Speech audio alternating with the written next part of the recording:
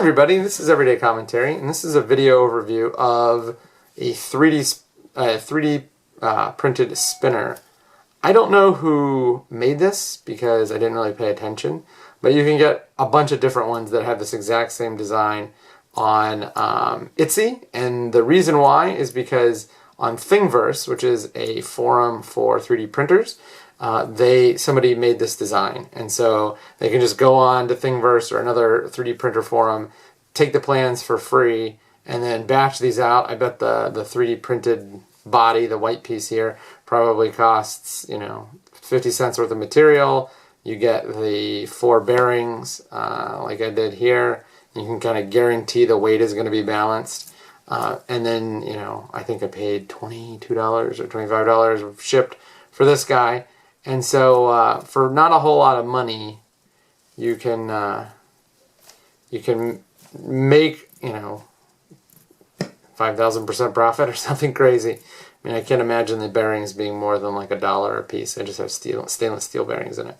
But I'm not exactly sure what to think about this. Like, if you compare it to something like this, which is the Dragonfly, like, this is no utility. This is just like a waste of time, and it's a waste of money, and it's a waste of space in your pocket. This, you can actually use it to do things. But here's the thing, like, 85% of the time, like, I'm carrying this thing, and I'm just playing with it, fidgeting with it, opening and closing it, and moving it around on my fingers, spider dropping it, blah, blah, blah. And it's like, it's useful, but it's really like a fidget thing for a good percentage of the time. Now, I'm glad I have a knife with me, but, I mean, if we're being honest, how many times do you cut something? What percentage of the time when you take this out of your pocket do you cut something with it? And under those circumstances, this doesn't seem like that stupid of a purchase. Now, I have a very expensive spinner from Vorsotop on its way. The Vorso, I forget what it's called, but it was the Massdrop one. And that thing was $200, and I would never pay $200 if I wasn't reviewing it. I'm also interested to see how Massdrop is working. The last time I ordered something from Massdrop, it was like 4 months late. So I'm trying to figure out if they're getting better with their drop times from when the drop closes until the promised delivery date, and then comparing that to the actual delivery date. But for $25, I mean, think of it like this.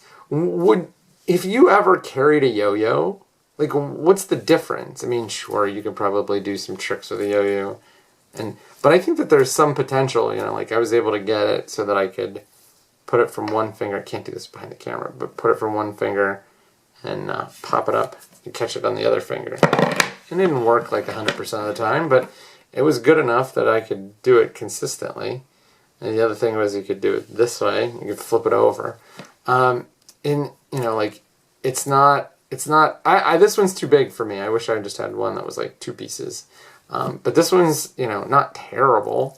And it is fun to sort of doodle around with and just play around with. And so, in thinking of it that way, if you compare it to like a yo-yo, it's not that expensive and it's not that different than a yo-yo. But I think that, I probably will not have a giant collection of spinners. Like the Vorso spin is on its way. There's nothing I can do about that.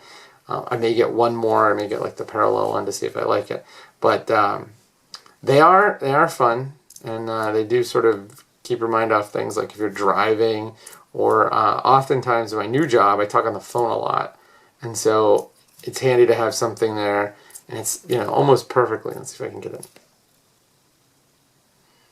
No, I can't get it to work, but it's almost perfectly silent. So, I'm doing something as opposed to like spacing out and, checking my email. I can kind of focus on the conversation and still have my hands busy. So that is my video overview of the spinner. I don't even know what kind it is, but if you go on Fidgetcraft on Etsy, you'll find one.